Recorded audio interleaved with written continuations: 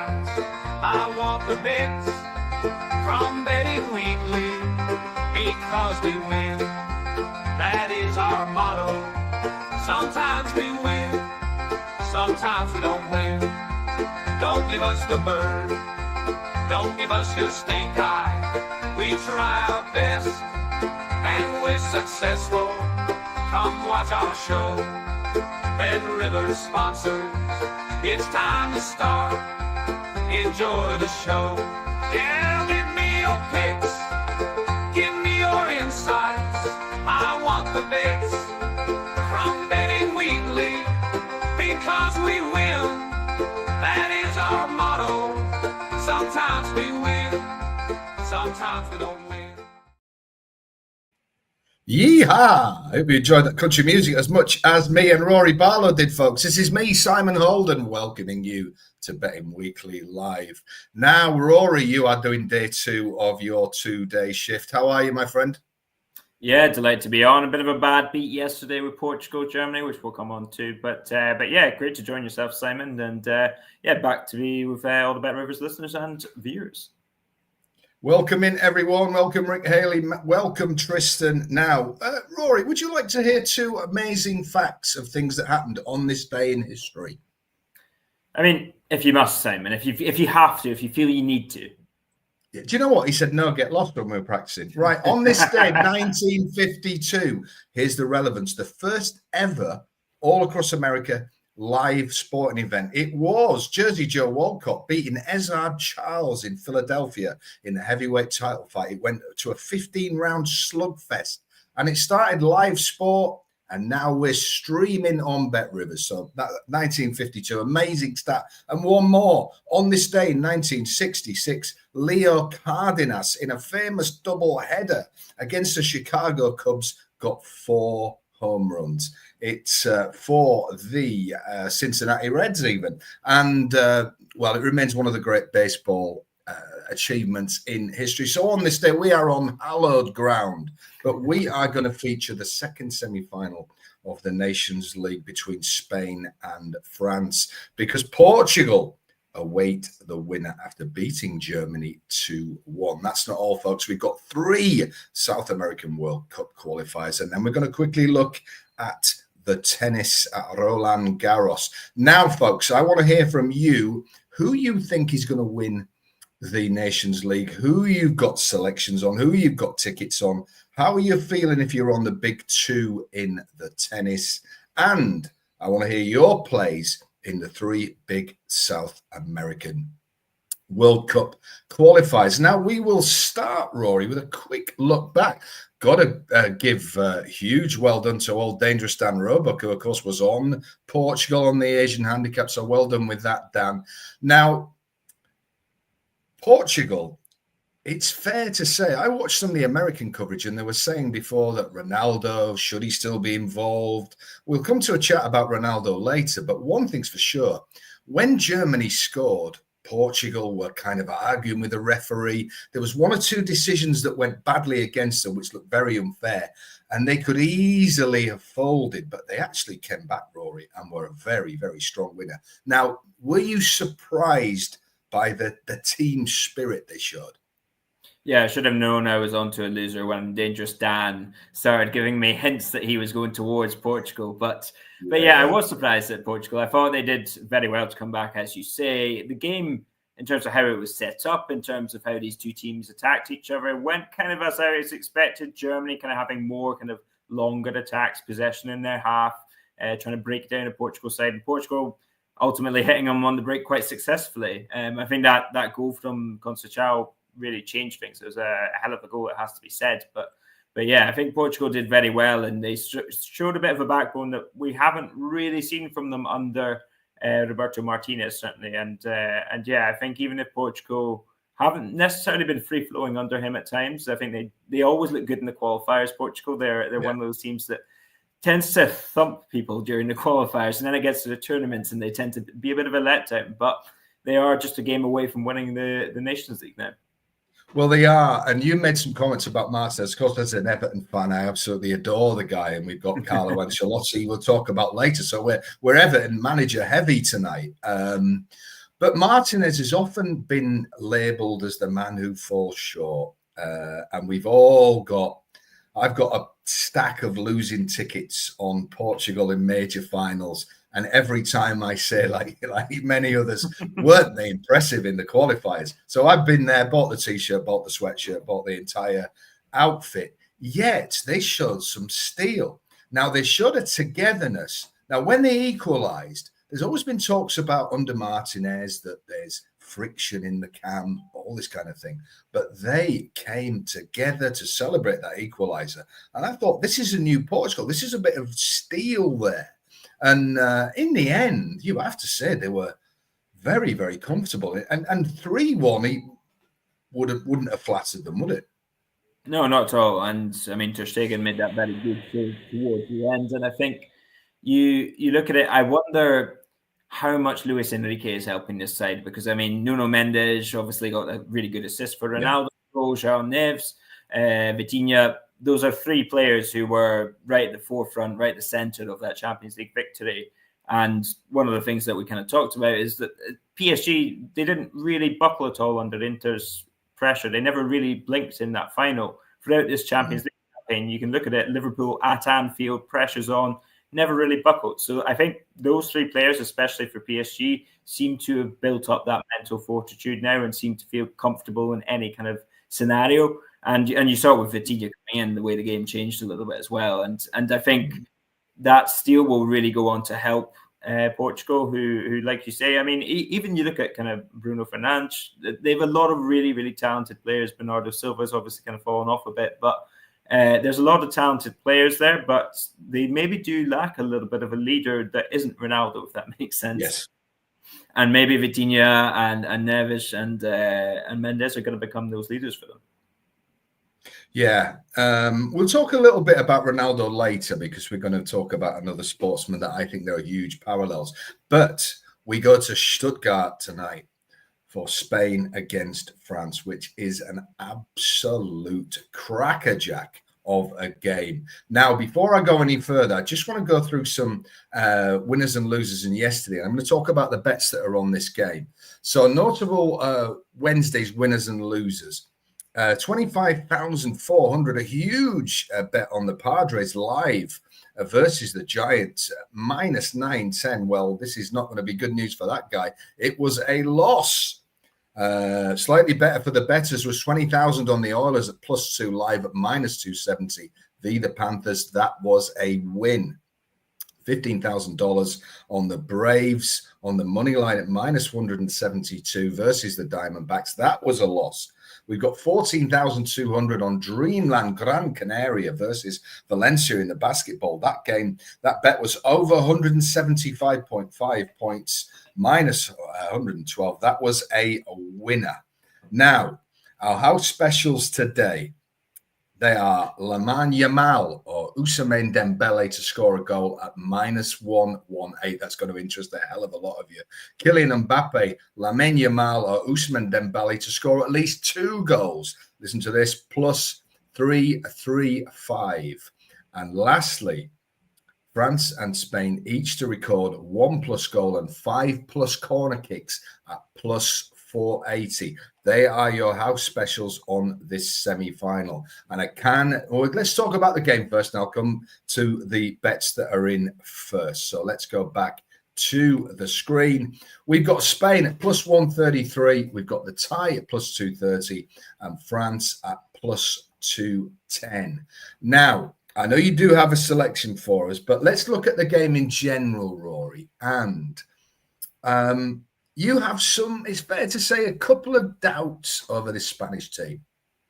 Yeah, I think it's not so much over their general directions of football side. I think they'll be one of the contenders for the World Cup. I think they'll be the team to beat. I think tonight as well, you'd probably make them just about slight favourites, but I think there's the ingredients there for a little bit of a hiccup tonight. I mean, they're missing a few players. I think there's doubts over that number 9 position. Is Morata still going to cut it after a year at Milan, at Galatasaray, where he's not really he made the grade, to put it lightly. And I think, yeah, that's a position I have doubts over. The centre-back positions, Lenormand has come into this game pretty out of form for Atletico Madrid. Carvajal is injured, obviously. Pedro Porro is a good player, but somebody that I've seen numerous managers target defensively over the years, including Scotland at one stage in Glasgow, and famously Luis de la Fuente lost his first and I think it's only competitive game in as a Spain manager. So yeah, I think there's enough kind of doubts, there's enough holes from Spain's kind of strongest team, from this kind of strongest lineup they could put out, that gives you encouragement if you're France. That said, I think also this is a very hard game to call because we don't know how much of a role that Dembélé is going to play. You mentioned that special there. I think Lamine Yamal is quite a good person to back in this. But is Dembélé going to play the full game? Is Desiree Doué going to play the full game? Same with Barcola. We don't really know what kind of lineup Deschamps is going to put out, even if he's said that I think they're going to keep them back a little bit. So there's two. I mean, similarly happened for the Germany kind of Portugal game where I said that we don't quite know what mental states these players are in. We don't know what physical shape they're in. But I think for me, to call it on the money line is a little bit too tight for me, even if I make Spain very slight favourites. For France backers, the stat since the Scotland game, and what a feather in their cap that you mentioned, 23 competitive matches, 20 wins, 3 draws for Spain. That is an incredible stat when one is thinking of taking them on. We are post-season. We have to factor in as bettors fatigue, be that mental or physical. Now, interestingly, in the post-match interviews, and of course you can say, well, they would do, wouldn't they? But some of the German team were talking about exhaustion. When we get beaten anything, we're always too tired out. There is that. But are you concerned, or should we not necessarily lower stakes, but change our viewpoint when we are in this post-season lull, in a sense? Yeah, a little bit. I mean, I think I mentioned with Dan yesterday, I think Spain will take this very seriously. And I think certainly one of the ways that people have tried to kind of rile up a little bit of tension is to say that this is a game for the Ballon d'Or. I don't quite see that myself, but Dembélé, Lamine Yamal is a contest that will be spoken about. And same for Mbappe, who we kind of mentioned a little bit off camera. It seems a bit like the forgotten man of France these days, but he wouldn't mind sticking a few past the country he plays in and reminding people of just how good he is. So yeah, I think fatigue is something that you have to take into account. I think it's more so injuries for France, especially. I think that midfield looks a little bit weaker. Tchouaméni, I don't think is going to make it back for this game. Camavinga is obviously out as well. I don't think Rabiot is going to start. So you're looking at a much weakened midfield for France. And I think that will influence the way that Spain play this game as well. I think Spain will look to shut this France side down before they can get to that kind of front three with Olise, Mbappe, Doué, Dembélé. So I think they'll press a little bit higher than they might in normal games. And I think France, ultimately, Deschamps, he's kind of got quite a tried and tested routine in terms of let's keep it solid at the back. Let's go long to our quick players as quick as possible. And if not, we'll try and work a chance. But yeah, let's be kind of take our opportunities where they're presented. And again, if you look back to that kind of 2-1 in the Euros, that first 20 minutes, Spain really, really struggled to kind of keep a hold of France and to kind of lock them down. And they were escaping that pressure. But I think De La Fuente, having won that game, will probably think, well, I did the right thing and I'm going to use that kind of similar recipe. Yeah, and Spain, after so many years, and you'll know more than anybody, of being the kind of similar to how Portugal are viewed now, a team that flatter to deceive, have become a team that get the job done. And, you know, once that becomes a habit at international football, it's very, very good. Now, before we come to where the money is going with Bet Rivers, of course, the matchup, you talked about the Ballon d'Or decider. I think that's a bit of a red herring, to be honest. But what we do have is the former enfant terrible Mbappe on the pitch with the current enfant terrible of world football, and of course in Lamine Yamal. Now, we spoke about ego of that. We're talking about the very, very elite players. Will Mbappe at some level want to make a statement tonight? Yeah, absolutely. And I have to say, I think Mbappe is my pick for this game. Mbappe to score assist on the special, plus 120. For me, take that all day, because look at his record recently. Even if Mbappe hasn't necessarily been the star that Real Madrid wanted from him this season in terms of figures, he's been very, very good. I think it's his last, we're looking at 5 games for Real Madrid in La Liga. If you include the Copa game as well, his last 6 games in a row, he scored, and he scored multiple goals on 3 of those occasions as well. So Mbappe is in goal-scoring form, and I think he will get a chance against that kind of left side or right side of Spain's defence. Lenormand, especially if he starts. Even Hausen, I think Mbappe, I would like to get a yard on Hausen if he's kind of one-on-one against him.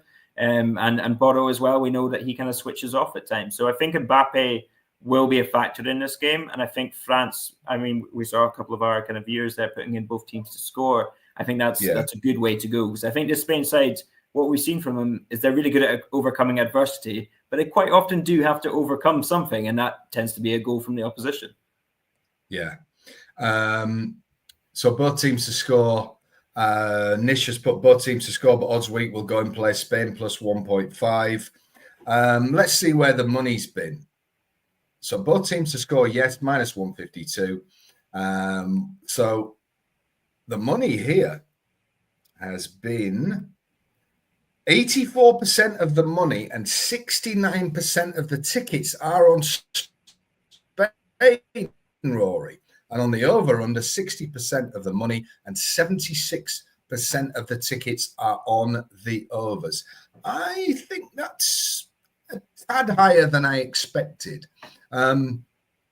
I do think France are going to have a big say in this, and I do think both teams to score is my strongest play of the night. I'm with you on the Mbappe anytime scorer. I think that's an excellent bet tonight. I think we're going to get an open game tonight, because I struggle to see it not being. I mean, so then of course we're looking at overs definitely. But is there anybody else who takes your eye in a prop bet in this game, Rory? Yeah, the one that I've kind of looked at was Cucurella, who I think has been absolutely magnificent for Spain. He was magnificent for Chelsea in the Conference League final as well against Antony, who I know it's Antony, and he's a bit of a running meme in England, but at times, I mean, for Betis, he's been unplayable in the second half of the season. So the job that he did on him was highly, highly impressive. Cucurella, I think, is a smart defender, and he will know when to make tactical fouls in this game, because he will be one of those players who's asked to either shut down France attacks very quickly or get beyond his winger and really kind of make a difference. So I think he will be in and amongst it quite a lot this evening. He'll be up against Michael Olise probably to start with, if not Dembele or Doué or Barcola. So he's got a flying winger against him, which is usually good for at least one foul. Over 1.5 fouls at minus 127 is my kind of prop bet for this, for Cucurella. I just think he's going to have quite a role to play, and he's smart enough to commit fouls. He used to play under Jose Bordalas, who's a bit of an institution in Spain for the dark arts, to put it lightly. And he picked up a few things after the Barcelona academy, where he came out as a talented player, but quite a nice player. And after Getafe, he was not such a nice player in a good way. Yeah. So Nish says Mbappe to score an assist. Add that to the bet builder. Blink of God, Yamal to score. What's coming through, guys, is that you're in agreement with me and Rory that the big players are going to have a big say in this, be that in goal scoring or in assists. Now, Rory, metaphorical gun to the head. Who goes through tonight? I struggle to back teams that have back against teams that have Lamine Yamal in them at this very point. So I'd probably have to go Spain. I think I'm always very conscious of that kind of like home bias with Spain, even if it's not my nation, but adopted nation in the nation I live in. So yeah, I'm always trying to angle against myself a little bit in that sense. But yeah, if you put a gun to my head, I would back Spain, I think. Yeah. It's going to be very tight, and I think there'll be goals, but I've just got an awful feeling that it will be Spain. Not awful feeling. I don't want local Spanish French people relative in there somewhere, Simon. Break through the new office window. I've got a funny feeling that we're going to be seeing Portugal line up with Spain, but I think it's going to be tight. I do think Mbappe, that ego will have been pricked, and I do think he's going to score and play a major part. But you're right, it's the young sensation who could maybe hold the key. Now, before we go on to the South American qualifiers, let's look now at the outright market and see if there's any juice in this. Now, cards on the table here. I have already backed Portugal, and I think they're a better plus 145 again as it stands, because I think they're going to win the whole thing. And, why not bet them when there's 3 in the pot rather than 2? But can you see any juice in this outright market, Rory? If it was me, I'd maybe be looking at going kind of 2 units on Spain, a unit on France, that kind of thing, and seeing if I could hedge my bets a little bit. Having faded Portugal in the semi-final, I'm obviously going to fade them against Spain or France. So yeah, it's I'd maybe look at these odds at about kind of 30 or 60 minutes, depending on what the score is, and then maybe get on the kind of in play, see if those odds are changed, if you can beat the bookies to kind of changing those odds. So yeah, I'd look at this in play. If you feel like one team is going through, or you have a good line on it, then I'd bet Spain or France against Portugal myself. But you and Dan would maybe you can take me down for a second time. Oh, we'll be doing our best. And of course, let's very quickly say that Cristiano Ronaldo, I mean, I watched Alexi Lalas yesterday saying before the game that Ronaldo was kind of a malevolent force and that he thought Martinez would be better off without them. Well, how did that go for Manchester United when they ditched him? But what I will say is the players were really came together. And here's one stat. This is Ronaldo's 23rd year of top level football, and I'm including his years at Manchester United, only kidding, of top level football, Rory. That is incredible. The man is so old that at the first Portugal v England game he played in, Nigel Seeley was the England team's mascot. So, I mean, the guy has been around. It is whatever happens now, and if he does get his wish of bowing out in America, aged 41 or whatever he will be then, it's an age-old question, but one thing we can say is that this guy is a freak of nature, isn't he? Yeah, absolutely. I think I saw him on the other day on an interview saying he had the biological age of 30. I'm not quite sure how that kind of translates, but yeah. He's been reading my diary again, Rory. He's been reading my diary again. I feel younger too, Cristiano, but yeah, he can actually prove it on the pitch. And to be fair, I think, I mean, people, and me and Dan had a little bit of fun with Ronaldo last night as well, but ultimately he still, if nothing else, he has that sense of being able to score goals. And if you look at Germany, there's one thing that they were missing last night. It was probably someone like Ronaldo to be in the box, to be on the end of these things. So yeah, in that sense, Ronaldo does give you an advantage over almost any other forwards in terms of his kind of goal scoring instinct. And yeah, you can't take that away, and you can't replace it, and you can't buy it in international football either. And there are parallels with somebody we're going to talk about very soon. But one thing I will say is there's a 5-yard strip from the penalty area to the other penalty area, or basically to the other half, to the halfway line, and he never moved from it. And there was a time when a cross was meant for him and it went over him, and he could have gone and got it, but it meant running to the edge of the area, and he actually looked around.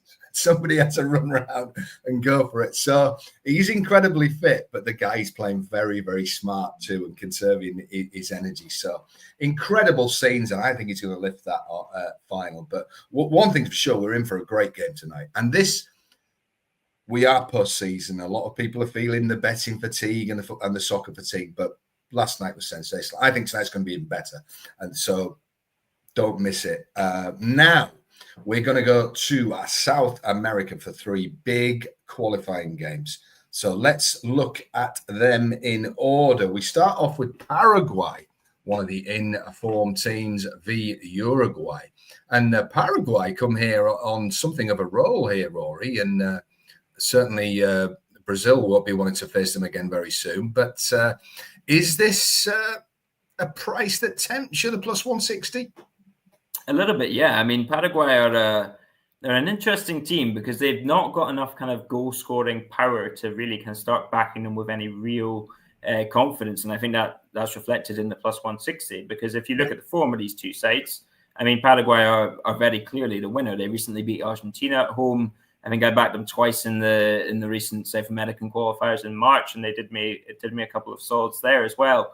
And if you look at since the Copa America, which is when Gustavo Alfaro took over, their manager, they've been a completely different side. And simultaneously, Bielsa started off very well with Uruguay, and the last year he's kind of tailed off, and things haven't been working. Another big factor to think about here is the fact that Fede Valverde will not be playing for Uruguay, and he's probably their best player hands down. Yeah. So that's a factor to consider. The lean I've got here, I'll cut to the chase. Both teams to score, no. Paraguay win or tie. That's at plus 110. Right. I just don't see Uruguay scoring in this game. They've not scored in 6 of their last 8. They've scored 4 goals in their last 8 games. 3 of those goals came in one game against Colombia as well, at home, it should be noted. Both of those kind of 2 games they've scored in have been at home. And yeah, Paraguay, I think it's 4 clean sheets or 4 goals in 8 they've conceded. At home, they're very strong. The 0-0 is something to look at. The 1-0 is something to look at if you're kind of, especially if you're in play. But yeah, I think both teams to score no, Paraguay win or tie, plus 110 is pretty safe money, given what we've seen from these two sides recently. Right, yeah. So that's the first game. We think Paraguay low scoring. Now, when we're in qualifying groups, Rory, and we see that phrase in brackets behind a team, already qualified, do we as bettors need to sort of shudder and start to really, really think about whether these are games we're going to get involved in? And we'll come to that more with the Argentina game. But here, Ecuador v Brazil. Now, Brazil plus 120, but some will feel that is a little on the mean side, given their current issues. It walks like Brazil. It wears a Brazil strip. But Rory, is this the Brazil we remember anymore? It's a good question. I think it's the Brazil that Carlo Ancelotti will be looking for. I mean, he is, in theory, the perfect manager for Brazil because he likes a structured defense and a free-flowing attack, and he has lots of good forwards and not a great defense. So I think you look at it, and on the face of it, he's going to do well at Brazil. But then Brazil they've also been such a mess for so long now. I mean, when was the last time Brazil beat someone big in a big tournament? It's a long, long time ago. And so I think this is quite a tough one to call for me because I think Ancelotti will improve things at the very least. I mean, we know how good the atmosphere tends to be when Ancelotti is a manager in these various clubs that he's been in. But having said that, I watched them against Argentina get beat 4-1, and they were just a disaster. And to think that they're going to go from that to kind of a really confident, competent team in the space of one game, Ancelotti, who's come from Real Madrid and has had 2 weeks to prepare basically as Brazil manager. There's a lot of unknowns, which is why I'm steering well clear of this game. I think it's good odds, but Ecuador are a tough nut to crack sometimes. And away from home, Ecuador, I mean, this is 2 teams qualified, basically. 2 teams, as you say, are probably going to be there. So Ecuador have got free hit here. I mean, they look at this thinking, we could take this Brazil side out because they're not very good. Surely the fact they have the chance to do that is going to mean massive motivation to take this Brazil. And of course, Ancelotti, yeah, but surely the guy's going to need time. And he can't have come here in the happiest personal set of circumstances either, can he? After not exactly the greatest. Just as an aside, we've had Roberto Martinez, former Everton. We've now got Ancelotti. I'm expecting you to say you've just heard Sean Dyche has taken over at Inter Milan or something like that. Maybe that's a step too far. I'd maybe go on the pay-per-view for Serie A if Sean Dyche was the Inter manager. Well, I wouldn't be having any more trips out there, put it that way. So yeah, I'd be interfering Brazil there. So there you go. Now let's look at the final game, which is a rampant Argentina side. As much as I've just said Brazil don't resemble Brazil, this is turning into, well, one hates to say one of the great Argentina sides, but certainly a worthy opponent for anyone in the summer in America against Chile. Chile plus 390. We've got 2-3 plus 235 the tie, minus 117 Argentina. Is there a bit of juice in that? Minus 117, even in this difficult stage in the process where they could take one foot off the gas? Yeah, I mean, I'm picking them. I think money line Argentina on that minus 117 is just far too attractive to pass up. I know if you look at the stats, this has actually not been a great qualifying campaign for this Argentina side, even if they've done kind of what they need to. I mean, they're in pole position. They're very much in control of that top spot, but if you look at it, I think they've dropped points away to Colombia, Venezuela, and Paraguay. Only 2 times out of 8 have they kind of scored more than 1 goal. So it's not a free-flowing Argentina side, but against Brazil, I did see them kind of click a little bit more. I think, again, we talk about that fatigue, and maybe that plays into this, but I think there's just too much of a gap between this Argentina team and this Chile team, who they brought in Ricardo Gareca, who's experienced South America manager. He's been around everywhere. I mean, must be his 4th, 5th international job amongst these teams, so he knows what he's doing. They looked a little bit more solid in their last 2 games in March, but yeah, I mean, they've won 2 games in their last 11 against an Argentina side that are world champions, Copa America champions, Finalissima champions. I think there's just a little bit too much of a gap for me. And so, yeah, one of my picks is Argentina on the money line. It's actually come in. It was minus 134 earlier today. Minus 117 is dragging me into that a little bit more. The other one I looked at, and another pick I have, is Argentina over 1.5 goals. It was plus 103 when I looked at it. It might have gone up even a little bit more if the same kind of line is being followed. So, yeah, I just think Argentina are just better than this Chile side, and 2 goals better than them, frankly. Yeah, couldn't agree more. Now let's have a look on where the money is going here. Paraguay v Uruguay, money line 50% of money and 70% of the tickets are on Uruguay. That's a little surprise. That's a little low. Over under 69% of money and 70% of the tickets are on the overs. Now, live stream, folks. You can watch this live on BetRivers app or at betrivers.com. Do not miss out on that. Now, the under 1.5 goals market has hit in each of the last 4 matches between Paraguay and Uruguay. That's an interesting stat to think about. Ecuador v Brazil. The money line people cannot stop going in on the yellow. 82% of the money. It's just a force of habit. I think 72% of the tickets are on the mighty Brazil. Over-unders, 84% of money and 80% of tickets are on the over. Still thinking that maybe where Brazil turn up, goals will follow. And we have a wager of $2,750 on Brazil on the money line. 1 plus 106. Both teams to score has hit in 4 of Brazil's last 5 World Cup qualifying matches.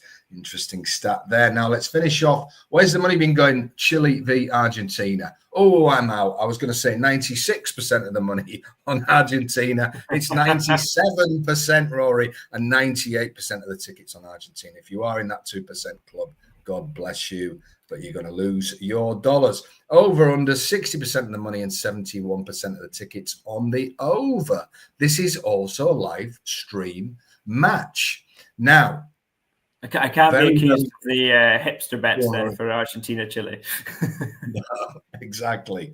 Now, game bet match. Before we have a quick look at the tennis, that is either imminent or available now. Please see the end of us before you switch over.